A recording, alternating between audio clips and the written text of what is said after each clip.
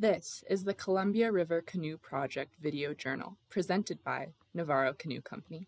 That you somehow want to float the entire length of the Columbia River Basin. You're going to start at a point near the Chamber of Commerce in Butte, Montana. Hey, so it's the morning of day 28 today. Been a few days since we've had an update, had quite a bit happen, so I'm excited to tell you about it. So, day after I last talked, we came down from the town of Newport.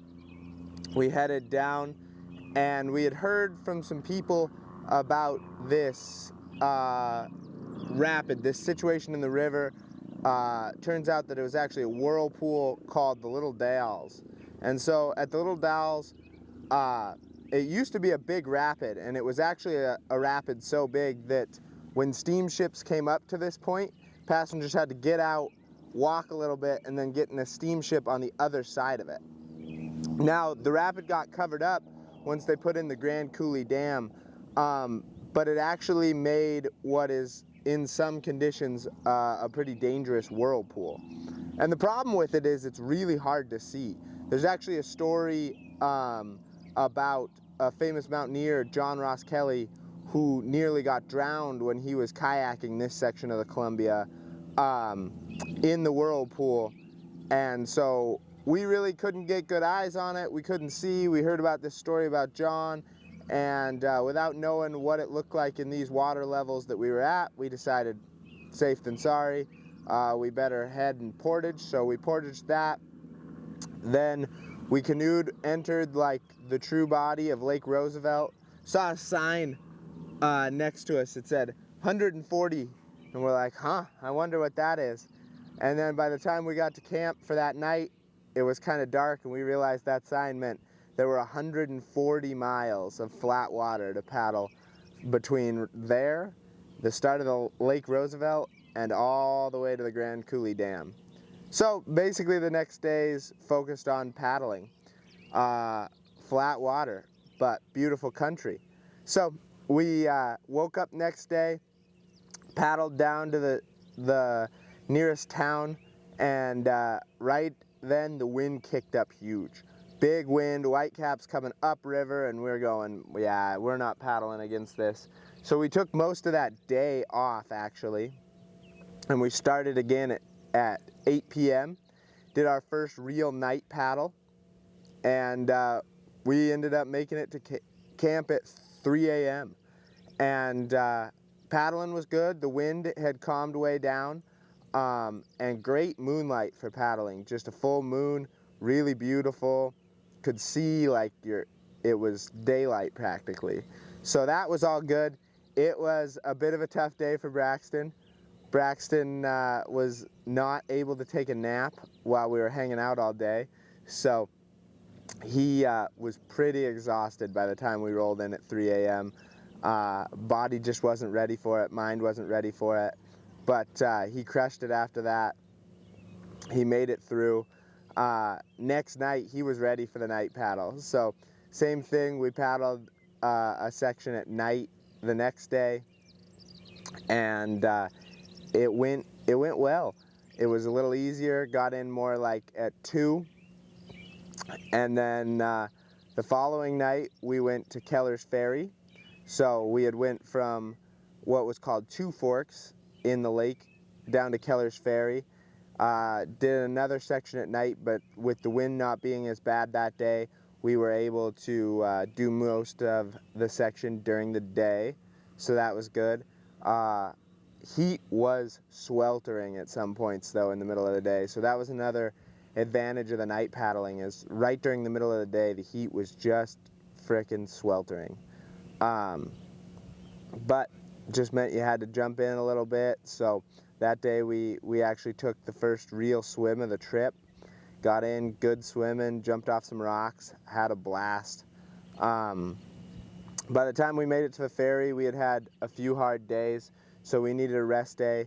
Took the next day off, met with some people from the Grand Coulee Dam. It was really interesting. We talked to them, learned some more about the dam, about how it was, when it was made, and how it's actually much larger than the Hoover Dam. It's crazy. When you're at it, it doesn't always almost feel as impressive until you learn that across it's over a mile long. You're looking across this thing, it's over a mile of concrete, and that's just crazy. They talked to us a lot about how it was a big factor in winning World War II, actually, due to the amount of power it was able to generate. And then they talked a lot about basically the power generation that it comes off now, and it's staggering how much power that thing puts out. You know, it's really interesting learning about dams as you go. It's kind of a catch-22. It's tough because they can be a definite ecological negative, but there's definitely some positives too. You know, it might not be as good of a renewable energy as wind and solar, but it's much more consistent. So it's tough. It's an interesting question about the value of some of these dams. So after learning about that, we checked out our portage, what it looked like, what it was going to look like for the day, and we portaged the following day. So after our rest day, we canoed the final bit of the lake, last 15 miles of Lake Roosevelt, and then we took the canoe out, walked around Grand Coulee Dam, which was surprisingly easy, got in on the other side, and man, we had about half a day of current after that, and that current was a treat.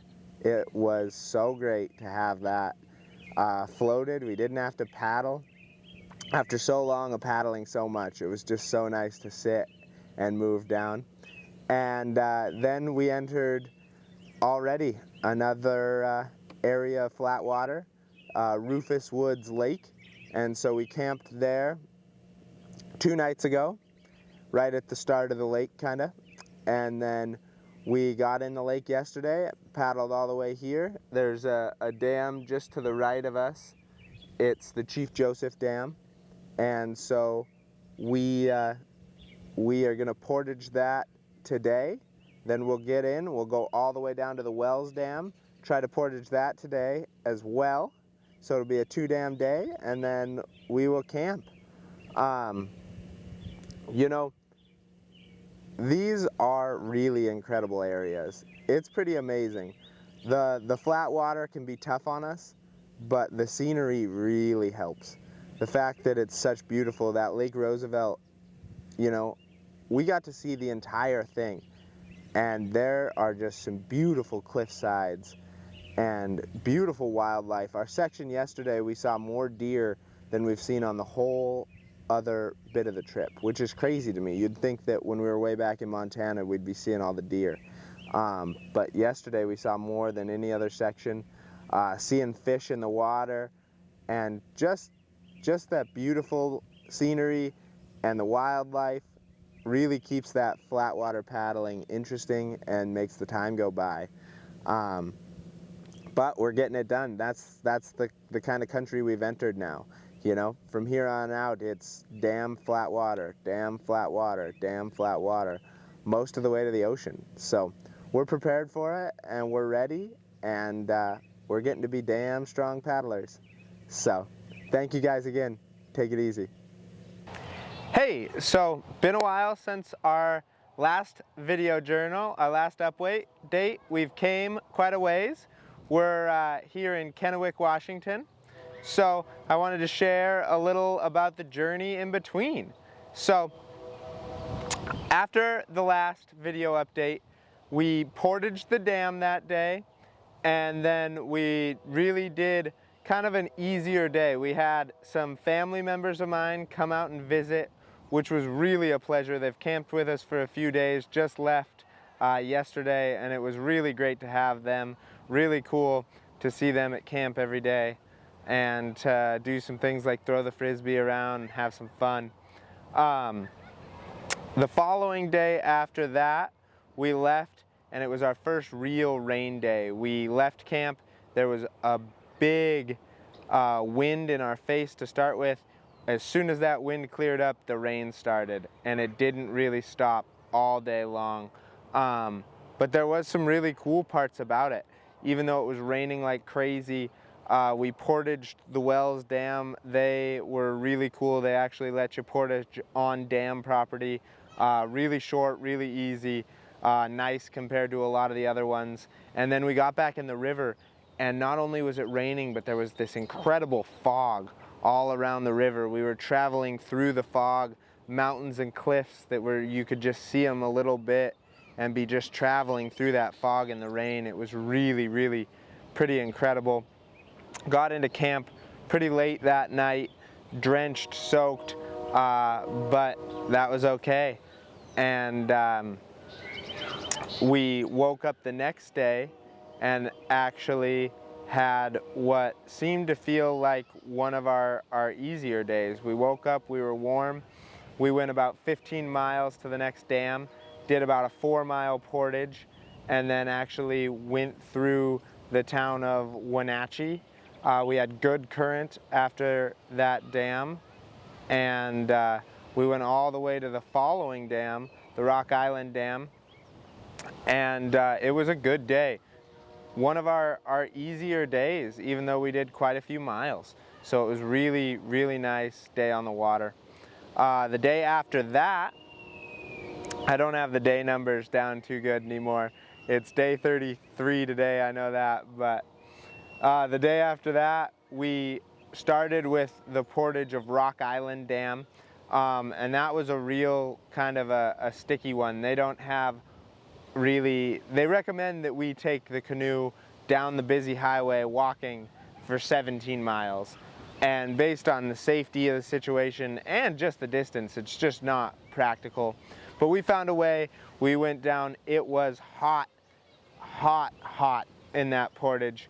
Put in after that, and we did kind of a shorter mileage day so we could spend some time with my family. Like I said, a few members showed up, and it was really great to have them playing with the kids. So that night we got to play games and frisbee after a shorter day.